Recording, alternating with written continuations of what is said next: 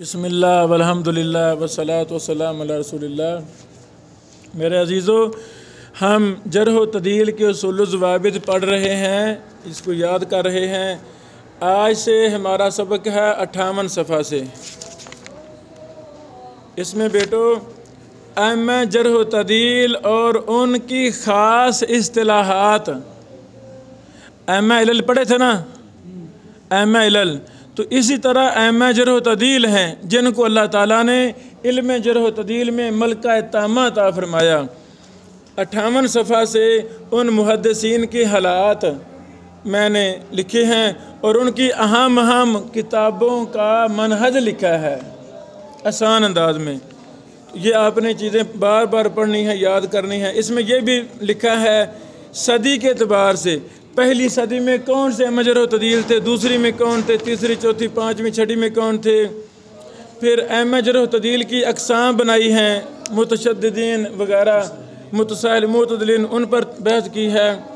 پھر بعض ائمہ جرح و تعدیل کی خاص اصطلاحات پر بحث کی ہے۔ ابو حاتم رازی کی خاص اصطلاحات کیا تھیں؟ خاص کا مطلب ہے وہ اس محدث کی اصطلاح ہیں، دوسرے محدثین نے اس سے تھوڑا سا معمولی فرق کیا ہے، جزوی فرق کیا ہے، تو خاص ہو گیا نا اصطلاحات، تو ان کا بھی ہمیں علم ہونا چاہیے، تو ان پر ساری بحث کی ہے۔ امام ابن معین کی خاص اصطلاحات کیا تھیں؟ امام بخاری رحمہ اللہ کی خاص اصطلاحات کیا تھیں؟ اس طرح یہ بڑی دلچسپ بحث ہے۔ امام ابن عدی رحمہ اللہ کی خاص اصطلاحات کیا تھیں؟ یہ چند مشہور محدثین کی خاص اصطلاحات پر میں نے بحث کی ہے۔ اگلی بحث ہے ائمہ جرح و تعدیل کے حالات۔ یہاں بیٹو اہم ابن معین رحمہ اللہ کے حالات، پھر ابن معین نے رحمہ اللہ کی جو طلبہ نے کتابیں لکھی، خود نے لکھی کتابیں، طلبہ نے جو سوال کیے، پوچھا، دروس سنے استاد جی سے، ابن معین رحمہ اللہ سے، وہ اکٹھے کیے، وہ ساری تفصیل لکھی ہے۔ ایک ایک کتاب پر الگ الگ تبصرہ کیا ہے، اس کا منہج سمجھایا ہے، یہ بڑی مفصل بحث ہے۔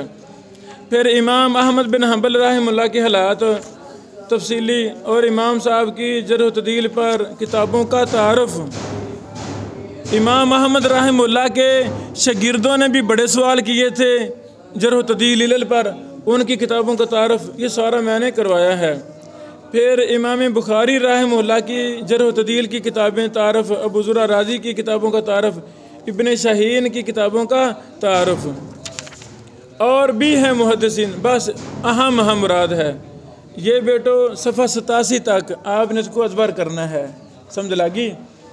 یعنی جرح و تعدیل فن میں خاص کتابیں ہیں، ان کتابوں کا تعارف، ان کتابوں کا منہج آنا چاہیے کہ نہیں آنا چاہیے؟